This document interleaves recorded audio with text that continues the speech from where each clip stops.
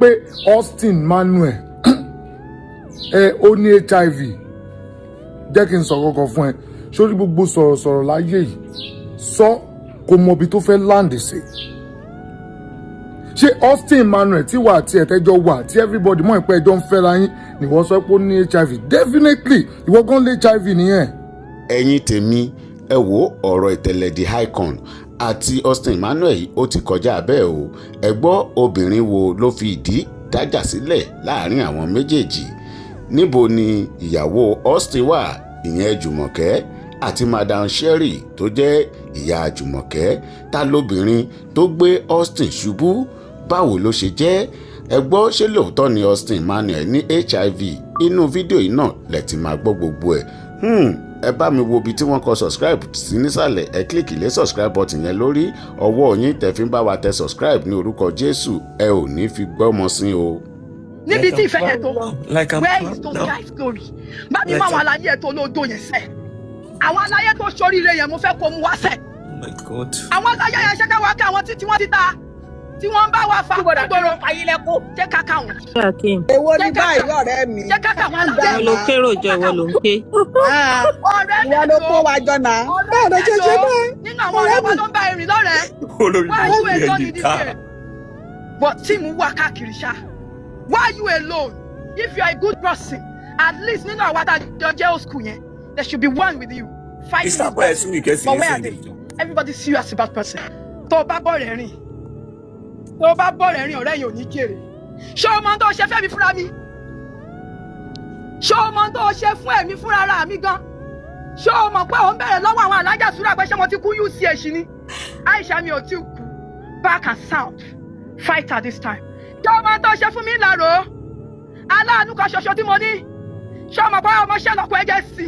ṣé o mọ tó lọ ṣẹ́ ń bẹ̀ ọlọ́jú ẹ̀ lọ ọlọ́run tún gbàbọ̀ mi? ìwọ ó ti ṣì sọ. You shouldn't have come out. You thought Austin would just be there. Share Austin mélòó ni mo ṣe. But mi ò ní gbàgbé for life. Wọ́n kọ́kọ́ ń gbóhùn mi. Wọ́n ń gbé ọ́n fohùn gé clips inú iṣẹ́ ọba yìí náà ni.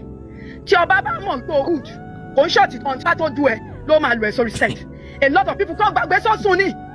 Ẹ lè sọ fún mi báyìí ṣàmọ́ pé ọgbà máa ń pariwo láti lẹ̀. This is him from day one. Why are you all judging him now? Why are you all asking questions? Ẹ mọ woro sí woro. The same friend. Then you are here again. You want to fight that kind of person? Somebody that fights his own family because of you. Aisha, Ọlọ́run kọ́ ló máa dájú ẹ̀. Àbí èèyàn kọ́ ló máa dájú ẹ̀. Ṣé rí géèmù yìí?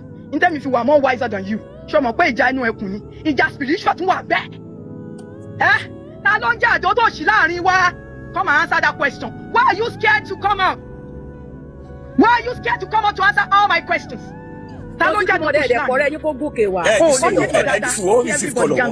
People are watching you. People are then watching you. This is not matter of a matter of this is a matter of mother. A mother is fighting here. I've done nothing to a son right now, and this is the fight I can fight for my own son and my own brother. You Hanneman, come and answer my question. One question truth is bitter on your mom. Now Nisi bai, want to pay you to do Okushola fún ẹ. I want you to come out. Lọ́jọ́ orí, o mọ̀ pé kì í ṣẹgbẹ́, industry ló kó gbogbo wa kọ. Come upstairs and talk. Ọ̀rọ̀ ni mo sọ, it's just a question. Ẹ má bọ̀ lókè. Ṣé kí n sọ bí tẹ́ ń gbé? Tí wà tó bá gbé for 5 years, tó fi sápò lé. Jùmọ̀kẹ́ ò gbádùn ọba fọ́dún kan after their wedding. Kò gbádùn ọba fọ́dún kan after their wedding. Come and answer my question. We need answers to all these questions. Àwa ṣẹ̀ṣẹ̀ bọ́ sórí tó bá ti ń down. Ìwà máa bẹ̀rẹ̀ spiritual aspect. I'm still on call. This is not matter of call. Leave call alone. Leave call alone. Na my faji. I know her very well. Ilé ni pé game mi wà.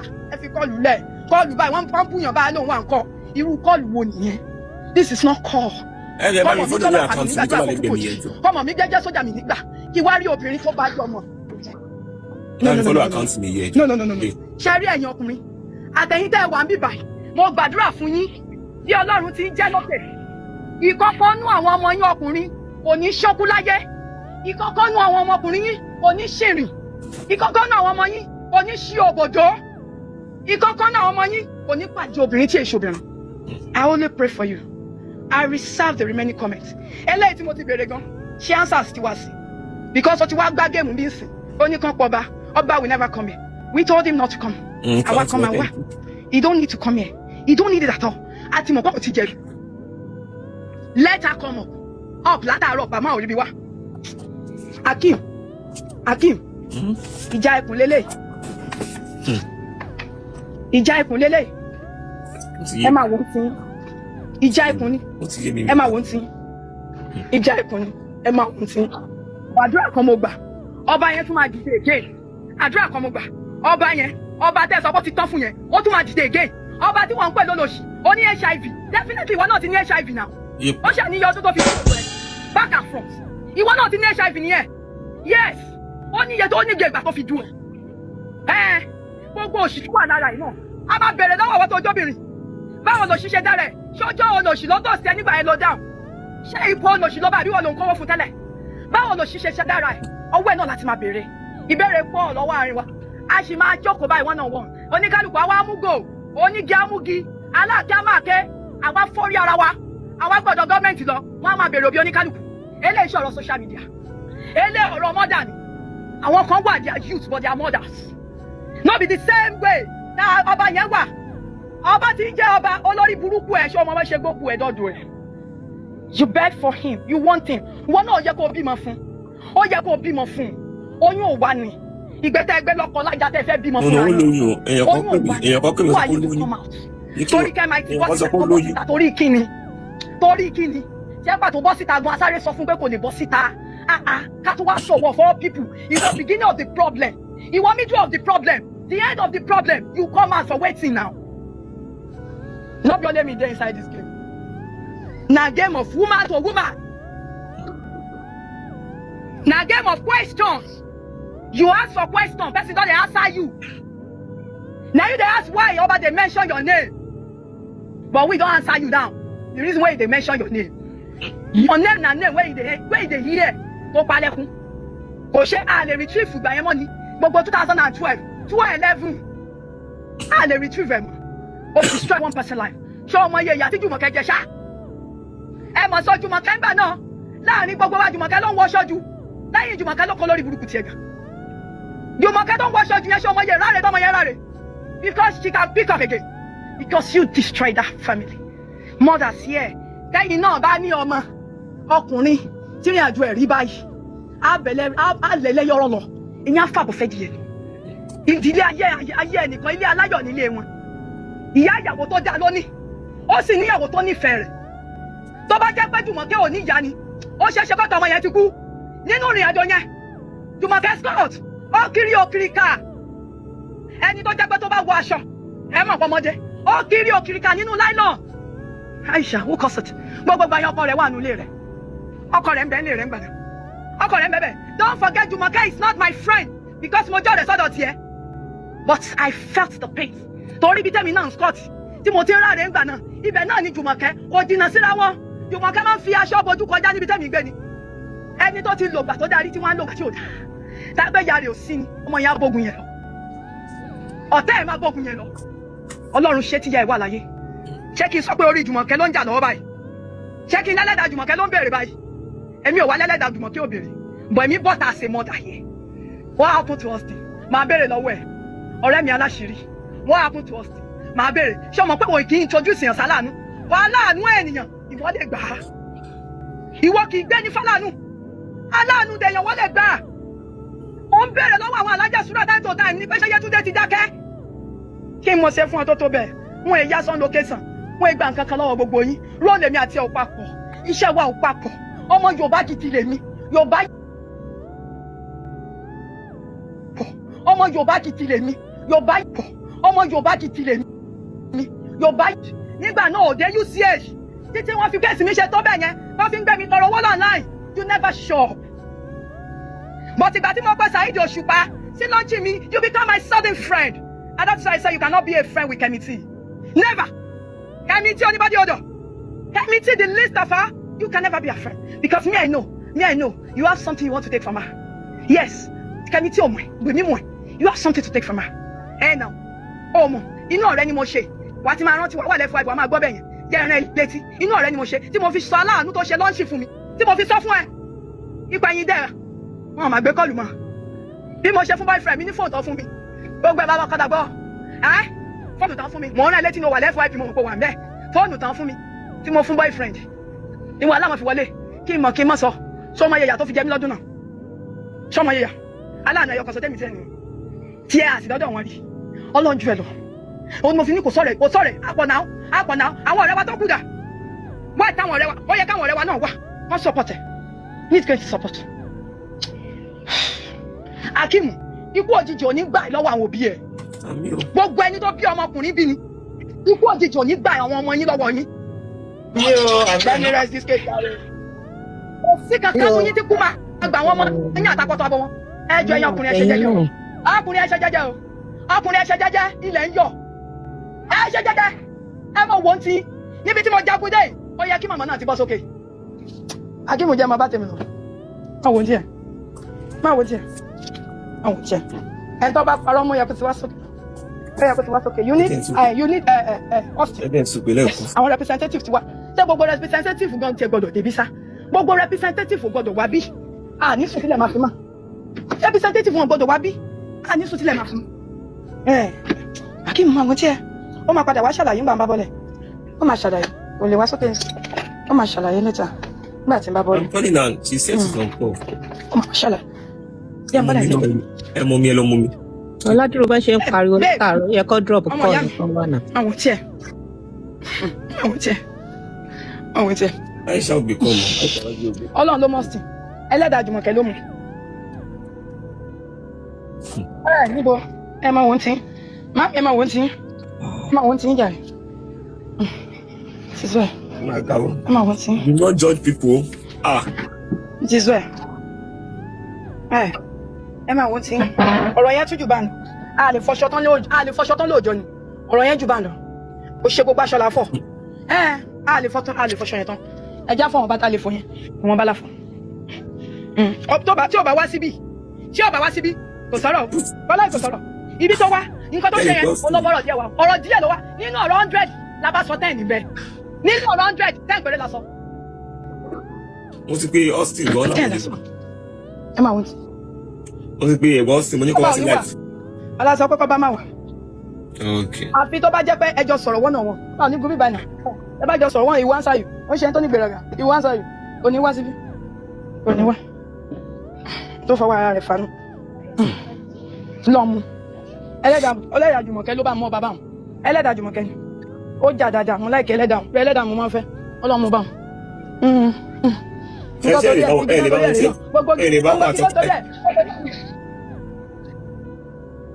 Ìjà yẹn ò lè ṣẹ́tù ìrọ̀ṣẹ́ ìjà àti ọba àti Itele wọ́n yanjú ẹ̀ fáwọn yẹn bọ̀ṣẹ́ ìjà ilé ìjẹkùn ni ò lè ṣẹ́tù ìjẹkùn lélẹ̀ ilé ò lè ṣẹ́tù bọ̀ṣẹ́ ìtọ́ba àti Itele yẹn is normal man to man will drag.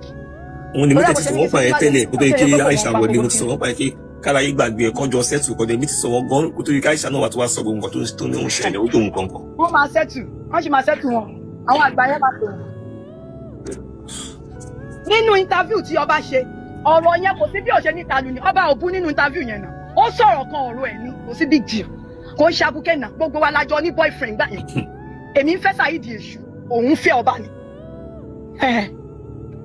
àjọ wà ní àgbàdo gbogbo wa fúnra rẹ̀ ló ń kówó iṣẹ́ lẹ̀ àwọn èèyàn dẹ̀ pọ̀ tó ń kówó iṣẹ́ fúngbà náà ṣọba lọ́lọ́run tó fẹ́ sọ̀yàn dìra wọ ni ọba kọ́ lọ́lọ́run tó fẹ́ sọ̀yàn dìra ó máa try tiẹ̀ ó máa kúrò bẹ́ẹ̀ ni èmi tí mo ń sọ̀rọ̀ lẹ́nìí ipò ìyá ni mo bá wá mi ò kò ń ṣe pé bóyá inú iṣẹ́ àwọn ọba ni mo ti ṣe tó bẹ́ẹ̀ mọ̀ tó bá ti kọjá lọ́dọ̀ aláàánú lẹ́ẹ̀kan téèyàn ṣẹ́ lóore lẹ́ẹ̀kan máa rántí ẹ̀ for life ó lè jẹ́ pé ọba máa ikú lè dé sí láàrin méjì ni wọ́n fi ní kógo yẹn dúró ná kò ṣe pé for life torí kò tí kù alẹ́ ní tọ́tọ́ fẹ́ ṣe láàrin yẹn bọ̀ torí pé àwọn politics kan wà tí ọba fúnra rẹ̀ gá máa jókòó bẹ́ẹ̀ pé kí mo ṣe fún Yétúndé tó báyìí èmi ẹ̀ gbàgbé olóore mi pé mo máa ṣiṣẹ́ wọ́n máa notice mi ní arena nínú iṣẹ́ àwọn Austin dídí pàṣẹ rò kan fún mi nínú ilé wọn bẹ̀ mi ìfẹ́ mọ bí átìsì sí àwọn àjáyẹ ṣe fẹ́ tó ọba máa ní Yétúndé ló máa ṣe róòlù rẹ̀ àwọn tó jágbàlagbà máa tò sẹ́yìn mi kò jẹ́ jómi ọ̀rẹ́ ẹ̀ ni mo fẹ́ nà so tó bá fi lè ṣe bẹ́ẹ̀ fẹ́ mi mo ní ọmọ tó jẹ́ ọmọ tí ọkọ tèmi gbà náà tó sọ di babaláwo for life nínú ilé wọn. Ọ̀nà tẹ́ fi lè kẹ́kọ̀ọ́ sí ojú wípé tẹ́ bá ti mọ̀ àti ẹ̀ máa gé ni tẹ́ bá mọ̀ àti lẹ̀ lè gun sẹ́ẹ̀tì ẹ̀. Tó bá dẹ̀ kúrò lórí sẹ́ẹ̀tì ńgbà yẹn tó lọ ṣe nǹkan Ìtẹ̀lẹ̀ la rí ìjà dé Ìtẹ̀lẹ̀ lè ní kò sọ̀rọ̀ ẹ̀hún lẹ́nu kò ní mínì bóníkálùkù bá ṣe lè sọ nípa ìbú ni.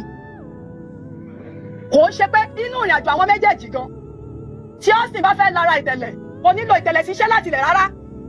Wọ́n jọ máa ń pín gáàsì wọ́n ti pín gáàsì tán nínú ilé wọn ó tó kẹ́yìn tẹ̀ wá ń tà wọ́n pọ̀ dáadáa. Àní Ìtẹ̀lẹ̀ rẹ̀ ẹ bá wò báyà torí pé Ìtẹ̀lẹ̀ lówó ló ṣe ń ṣe dìdìdì sí irọ́ ni nígbà tí Ìtẹ̀lẹ̀ ò lówó bí Ìtẹ̀lẹ̀ ṣe ń hùwà látìgbà tí òwò lówó náà ní wù dì sí. Ìtẹ̀lẹ̀ ń ta síyàn tẹ bá rí ibi tí Ìtẹ̀lẹ̀ ti ń rẹ́rìn àwọn tiẹ̀ wà ń bẹ̀ ni. Èmi ìbáyàn jẹ kí ló dé ta fẹ́ máa bàyàn jẹ. Torí ìwọ tá à ń sọ̀rọ̀ èyí ó ní Jùmọ̀ tó ṣe ń kírú wa náà ó ní tí ruwa bá lọ location Jùmọ̀ tó kì í kí mi kò yẹ kí n jáde fún nǹkan yẹn. Why now? Ẹ lọ kí ló wúkọ yìí náà. Kódà bí kọ́ máa bú Saheed èṣù níbì kan. Lóko jáde. Kọ́ máa sọ̀rọ̀ ẹ̀ láì dábì. Dáàdi ẹ mọ̀. Kí wá máa bá. Ẹ yà send request. Ẹ ọkọ pé mi wọn náà mú un pa kéèsì dáadáa wọn náà fẹ́ wá sókè. Ok ẹni ẹ náà láwọn mọ̀ pa ẹ̀. All right. Yóò rẹ ni wọn. Ẹ wo omi gbígbóná lẹ́jọ́ o. Ẹ jọ ẹni ẹ náà tó bá tún dókè ẹ jẹ́ kẹ́ni ẹ náà tún put light. Èmi ò ṣẹ́rí ọ̀rọ̀ àwọn ènìyàn kò ń ṣe tí social media ti ẹ̀ lè dá sí. Ọ̀rọ̀ yìnyín ni internet ní social media kọ́ ló ń ṣẹlẹ̀ tẹ̀nu ilé. Wọ́n máa yanjú ẹ̀ it's normal thing. Kò sí tó kàn ọba pàdé ara wọn káfọ́n nára wọn bàjẹ́ wá láti wọn. Kò kàn wá. Kò kẹ́ anybody. Send your request so if you are here. Tábà ti wá dájà lọ́wọ́ sígbà. Ìgbà tí mò ń sọ ń gbà yẹn kò sẹ́lẹ̀ tó lówó lọ́wọ́ nu wa. Tábà ti wá lọ́wọ́ sí ká yẹ kó rí wá pé a gbọ́dọ̀ ṣìṣọ́ a gbọ́dọ̀ ṣiṣẹ́ a gbọ́dọ̀ sọ nǹkan tí ò yẹ ká sọ. Kí ló dé tá à ń bara wa jẹ́? Kò tán fẹ́ni tí ò tí kù náà kò tán fún. Send your request nàbí kò sọ ẹ lóhùn. Òun kọ́ lẹ́ni àkọ́kọ́ nígbà tí àwọn ọmọ alákọ̀ọ́kùtù ṣiṣẹ́. Gbogbo wa ò tí ì máa ṣe dáadáa. Ẹ sọ àìsìn ẹ kò sọ àìkọ́kẹ́ àì. Ẹ send the request.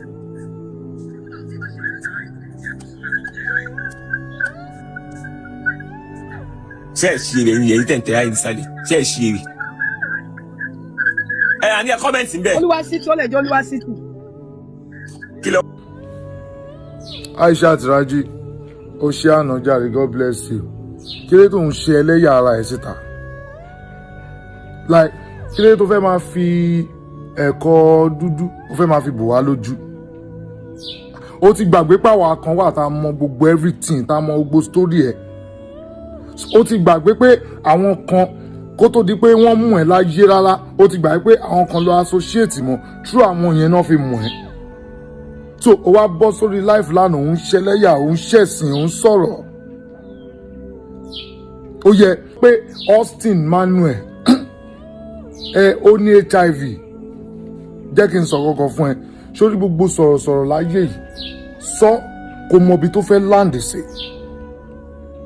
ṣé Austin Manuel tí wà tí ẹ̀tẹ́jọ́ wà tí everybody mọ̀ pé ẹjọ́ ń fẹ́ra yín nìwọ sọ pé ó ní HIV definitely ìwọ gan lé HIV nìyẹn alárùn nìwọ gan alárùn tó ti kó tiẹ̀ bá gbogbo àwọn sí tó bá yẹ pé àrùn nìkan ló ní kò bá pè bọ̀ ìgbésùbù wà lára Aisha o mọ reason tí everybody ṣe jáde fún ẹ tínú ṣe ń bí everybody òun ni wípé màá sọ point kan fún ẹ lẹ́nu sórí tí olórí bá ń wa ọkọ̀ lọ tí èèyàn kan bá wà tó bá ti gbé olórí yẹn tó jẹ́ pé ó ti wá gba steering ọkọ̀ yẹn lọ́wọ́ ó ti gbé olórí yẹn ṣubú gbogbo àwọn tó wà pẹ̀lú olórí yẹn pátá kí ni ẹ̀ máa affect wọn ìrìn àjò tiẹ̀ tó fi affect ẹni ẹlẹ́ni tó ń ṣàánú gbogbo wa ó affect èmi ó affect almost everybody ó affect Madam Sherry ó affect Jùmọ̀kẹ́ Kúdàísí ó wá ń jáde òun sọ̀rọ̀ ránù lẹ́nu oní Austin Manuel Aisha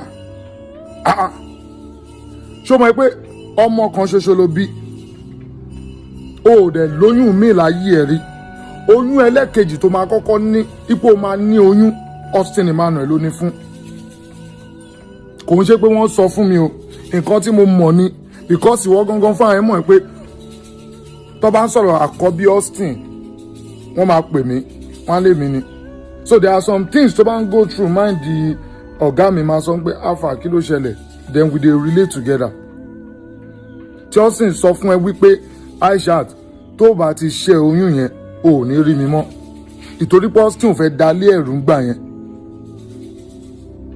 ilé yẹn náà pẹ̀lú gbogbo ìjákulẹ̀ tó wà lára ẹ̀ ilé yẹn náà ó padà dàrú náà ni Aisha jẹ́ kí n sọ kọ́kọ́ fún ẹ ìwọ sọ pé Austin ológun àná ó yẹ tó bá jẹ́ pé ó mọ̀ wípé ibi tí Austin ṣiṣẹ́ dé lára ẹ̀ ìwọ náà ò lọ gbogbo ẹ̀dá tó bá ti dúró sójú kan pé lágbájá yóò ní lọ òun kò ní lọ ok omingu òun kò sì ń ṣe ibi tí Austin gbé iṣẹ́ yẹn dé lára ẹ̀ tó gbé iṣẹ́ yẹn dé ibẹ̀ ló wà ìwọ́gùn kọjá bẹ́ẹ̀ ó yẹ ó nọ́mbà 100 tó wà ó bọ́ sí nọ́mbà 99 so wá ń sọ̀rọ̀ onípa Austin many things wà tí mo ṣe máa sọ o but mi gbọ́dọ̀ fàájà tán lórí eléyìí tí mo sọ yìí ó sì wà so o ti set àwọn nígà ẹ̀ kán lọ blọ́ọ̀kì kán lọ gba Instagram mi mo wọ Instagram mi lánàá vim wọ́n ti gbà ó yẹ èmi náà láwọn ẹrúkú ti máa sọ pé ẹjọ́ ṣé kí n lọ open Instagram mi tó máa ń lọ open ni wọ́n á dẹ̀ follow ẹ̀ ìwọ mọ̀ pé yàn ló wà lẹ́yìn orò tó rò fi ń dun ni orò kì í dédé ṣe yanmúyanmú má wọrí mò ń bọ̀ Aisha.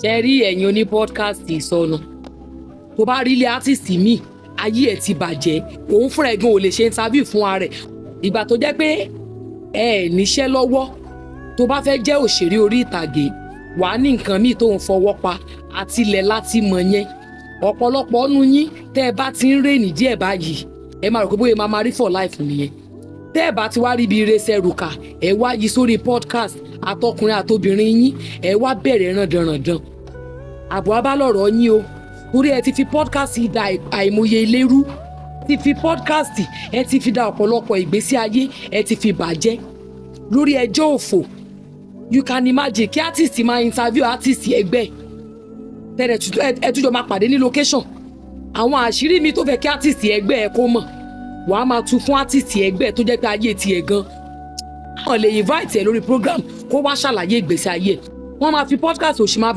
máa bójú wọ́n á fi máa interview yín tán dẹ̀ mọ̀ pé nu yín ijó ayé yín ti bàjẹ́ ẹ wá bẹ̀ sí ni máa ru ẹjọ́ òfò ṣe mọ̀ pé nǹkan tí podcast tó ti dálẹ̀ lórí social media òun ló ń lọ lọ́ọ̀kan yẹn sórí wọ artist àbí wọ tó artist àbí wọ celebrity lórí TikTok àbí wọ tó kàn rí rẹ bíi celeb tó ti ní few bẹ́ẹ̀ followers bẹ́ẹ̀ bí 1 million àbí 1.1 million followers tó wá lọ ń bọ́ sórí interview òṣì kan tó ń gbẹnu tòkèlú tilẹ̀ ó fẹ́ ṣe ẹ̀sìn ni podcast máa wá ènìyàn yìí ní kẹ́ ẹ máa fọ́ ṣe mọ̀ pé tí Austin Emmanuel bá bọ́ sórí podcast kó máa bẹ̀ sí máa ro ẹjọ́ tí ò ní túmọ̀ gbogbo àwọn kan tó ń ṣẹlẹ̀ yóò ní ṣẹlẹ̀ ṣé ẹ máa dúró àṣírí tó ti padà tú nígbà tí Austin Emmanuel bọ́ta Ìtẹ̀lẹ̀ orí òun kò ṣe kinní kan àwọn kan rí bí aláṣejù normal obìnrin ni mo mọ̀ pé ó ń rojọ́ ẹjọ́ ba ayé ẹ̀jẹ̀ Austin Emmanuel ó bọ́ sórí podcast òun ru ẹjọ́ bàlàbàlà ta ló bí ẹni ẹjọ́ no ta ló bí ẹlẹ́jọ́ o tiẹ̀ fi maturity sí rárá àwọn tí ò yẹ kó bu ẹ wọn á bu ẹ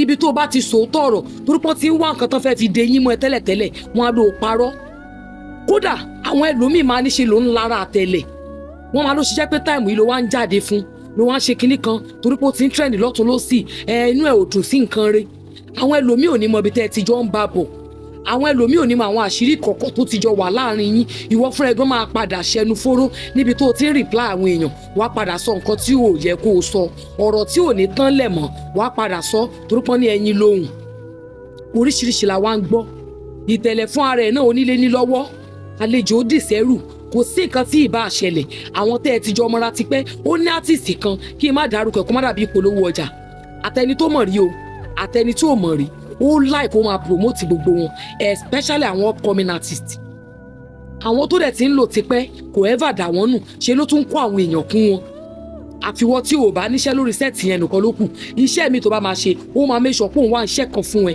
o ò dẹ̀ ní kúrò ní location láì gbowó bẹ́ẹ̀ ni àwọn tí ò tiẹ̀ pè sí location gan á tún máa ṣoore fún wọn lábẹ́lẹ̀ kí ló ń ṣe yín àwọn tẹ́ ẹ wá ti jọ wà tipẹ́ ẹ wá torí pé iná ọ̀la ti yín ń jó ẹ wá ṣe bíi pé ẹ mọ̀ wọ́n rí mọ́ ẹ wá máa wà rán dandan ẹ̀yin náà ẹ wo write up tí Rudolph Richard ṣe pé Rudolph Richard ò bá wọn dá sí látijọ́ ẹ wo write up tí màá yẹn kọ ọlọ́gbọ́n nìkan ni ọ̀rọ̀ yẹn lè yé ẹni tó bá ní òye ṣe kọ́ tí ń dárúkọ máa yẹn ti pẹ́ ẹ wo nǹkan tó kọ sórí Facebook májì nǹkan tí máa yẹn kọ láàrin méjì pé ẹ ń sọ̀rọ̀ yìí oríṣiríṣi àwọn ọkùnrin náà ti jáde Austin Emmanuel ló kọ́kọ́ ń dó Aisha Tiraji kítọ́ imasi tó máa do ẹ wá ń fòbò ara yín ṣe ẹlẹ́yà ẹ̀yin náà máa wà àwọn kọ́mẹ̀ntì lórí Facebook lásán ẹni tí ò yẹ kó sọ̀rọ̀ sí yín máa sọ̀rọ̀ sí yín àtẹni tó ń dó tó di àdótòṣì tó jẹ́ pé kò sọ́kùnrin tó bá sùn láyé ẹ̀ tí ò kí ń di olòṣì tí ò kí ń padà tọrọ jẹ ẹ padà ń fẹ̀jẹ̀ ara yín síta àtẹni tó jẹ́ pé cream àti vita lásán la rí